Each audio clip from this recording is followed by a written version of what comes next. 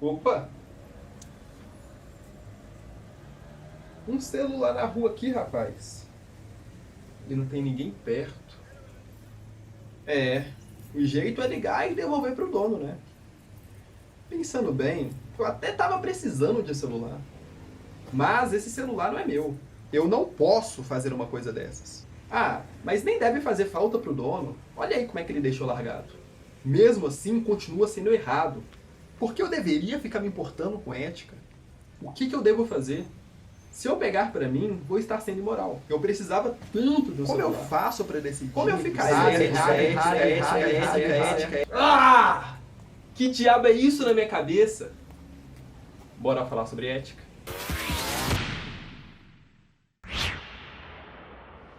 Olá pessoal, sou o Vitor, graduando de Filosofia da UFOP.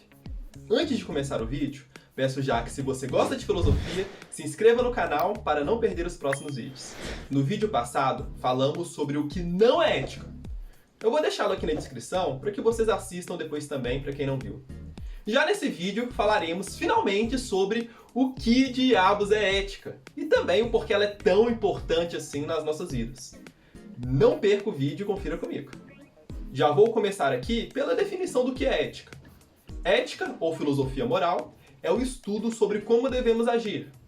Nela, investigamos as mais diversas atitudes humanas e a classificamos como sendo boas, más, corretas, incorretas, permissíveis, moralmente neutras e assim por diante. Para entenderem essa definição, suponha que o desfecho do caso do celular que eu achei na rua que não era meu, fosse que eu tivesse levado ele para casa e cagado pro verdadeiro dono.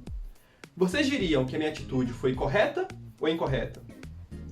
Bom, acredito que a maioria de nós diria que foi incorreta. E ser incorreto nada mais é do que um juízo de valor que eu aplico para a ação. Eu estou querendo dizer que, bom, eu não deveria ter feito isso, por mais que eu quisesse muito ficar com o celular para mim. Bom, muitos questionamentos poderiam derivar a partir daí. Se roubar é mesmo errado, o que fundamenta o certo e o errado? Qual princípio eu utilizo para dizer que determinadas coisas são certas e outras são incorretas? E mesmo que seja incorreto, por que raios eu deveria me guiar por aquilo que é ético, ao invés de simplesmente ir pela minha vontade pessoal? Todas essas investigações se encontram no campo da ética e serão pesquisadas pelos nossos queridos eticistas. Como vocês já devem ter percebido, é uma parada bem grande. Existem diversas discussões com inúmeros tópicos que poderiam ser levantados. Com isso, os eticistas geralmente dividem a ética em três grandes sub-áreas, que são a ética prática, a ética normativa e a metaética. Nós vamos ver um pouquinho sobre cada uma delas. Ética normativa é o estudo sobre qual princípio deveríamos adotar para dizer que algo é correto ou incorreto, e bom ou mal. Como exemplo, hoje temos duas grandes correntes em ética que tentam dar conta disso: o utilitarismo e o deontologismo. O utilitarismo considera que o valor de uma ação está nas suas consequências.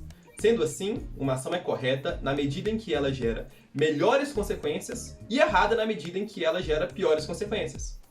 Sendo assim, o ato de roubar seria errado para o utilitarista, nessa circunstância, justamente porque ele levou a más consequências, porque gerou sofrimento na pessoa que foi assaltada e desconsiderou o interesse dela em manter sua pertence. Eu não posso considerar o meu interesse como sendo superior aos dos meus semelhantes, e, portanto, estaria errado. Já o deontologismo, na sua versão clássica, diria que é errado não pelas consequências, mas sim porque temos o dever de não cometer atitudes do tipo. O deontologista pensará que nós temos um conjunto de regras que não podem ser violadas, como por exemplo a de ser honesto. Sendo assim, ele pode pensar que o ato de roubar é errado justamente porque quem o comete está sendo egoísta e não está cumprindo com o seu dever universal de ser honesto e de não roubar. E isso faz uma enorme diferença, pois se o que for errado nessa atitude são as suas consequências negativas, se eu estiver roubando o celular de um assassino em série justamente para evitar a morte de outras pessoas, então essa ação terá melhores consequências do que piores. E nesse contexto, seria correto roubar para o utilitarista. Já para o deontologista clássico, Ele poderia argumentar que mesmo se caso levasse a melhores consequências, ainda assim não seria correto roubar do assassino, justamente porque eu tenho o dever de manter a minha honestidade e de não roubar. Claro, as versões contemporâneas de deontologismo têm maneiras de conseguir tornar a visão um pouco mais plausível. Eu só estou usando esse exemplo justamente para demonstrar a diferença de ambas correntes. Mas e você? Qual parâmetro você utiliza para dizer que certas atitudes são certas e erradas? Deixa aí nos comentários porque eu quero saber. O próximo campo que eu quero comentar aqui é a metaética. Ela nada mais é do que o estudo da origem e do significado dos conceitos éticos. Para entenderem um pouco sobre ela, considerem o seguinte exemplo. Se eu disser para vocês que a cor da minha blusa é azul, vocês facilmente dirão que eu estou equivocado. Porque, bem, se vocês estiverem enxergando de maneira adequada, verão que minha blusa é preta e não azul. Mesma coisa se eu disser para vocês que os gatos botam ovos. Todas essas questões são coisas que vocês podem olhar empiricamente e verificar que são falsas. Mas, e se eu disser que roubar é uma atitude correta?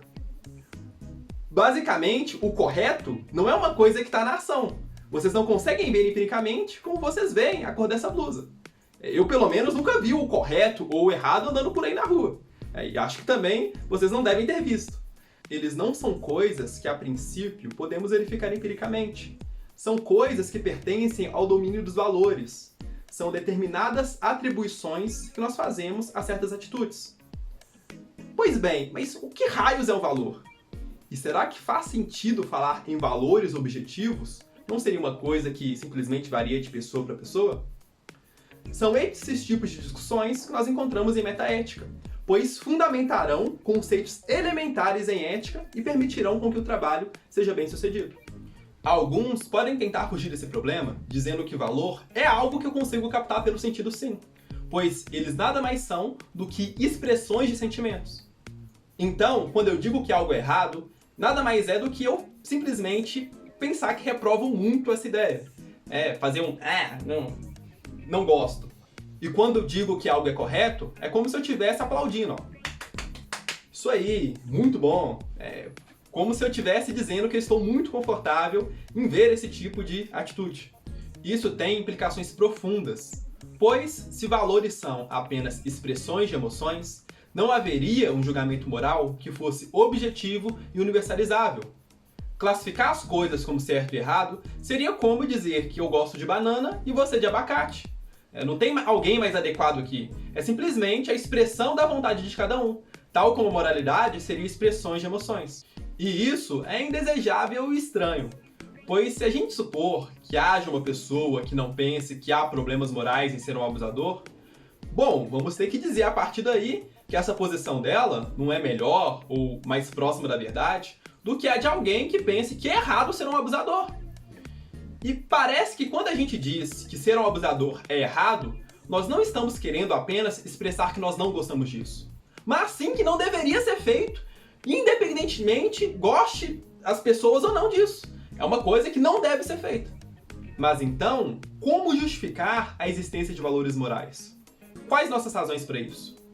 São essas perguntas, dentre outras, que o pesquisador de metaética tentará responder. Por fim, a ética prática estuda os problemas morais específicos do nosso cotidiano. Acho que essa área é a mais legal de todas, justamente porque vai estudar os dilemas morais do nosso cotidiano. Bom, imagine que eu conte para vocês que eu matei o João. E aí eu vou acreditar que vocês vão ficar abismados, porque matar é imoral. É como eu acredito que a maioria que esteja assistindo esse vídeo pense. Mas bem, pensem agora que no momento de explicar quem é o João, eu fale que na verdade era uma vaca ou um porco, e não uma pessoa. Vocês continuariam achando que eu agi de maneira imoral? Qual que é a diferença moral relevante entre matar uma pessoa e matar um animal? Esse tipo de estudo que você encontra, por exemplo, em ética prática. Qual que é o nosso tratamento moral com relação aos animais?